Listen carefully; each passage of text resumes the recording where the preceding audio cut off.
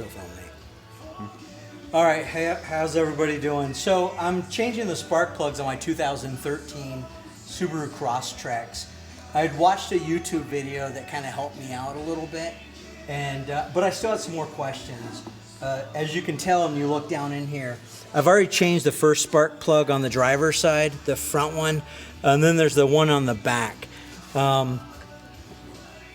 I called my brother-in-law, who's a mechanic. He's been a mechanic for about 30 years. And I was curious about whether I needed to use a spark plug wrench. It's a 14 millimeter deep socket on the spark plugs. And he was telling me that a lot of times when you're trying to take the spark plugs out, the sockets, with the spark plug sockets, it's a little hard to get them in or out, I don't remember, but I didn't need a spark plug socket anyhow. But one piece of advice he did give me, which has been extremely helpful, is to use a fuel line hose. You can see this here, I have it. And what that does is, as I'm putting the spark plugs back in, you don't want to cross thread them.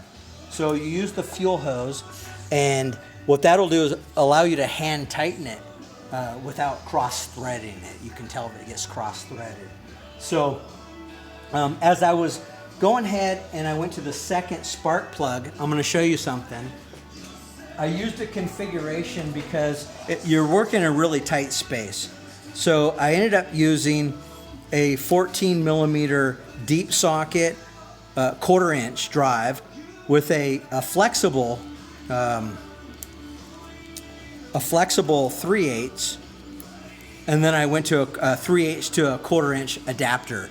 And that gave me the length that I needed to get to that second spark plug.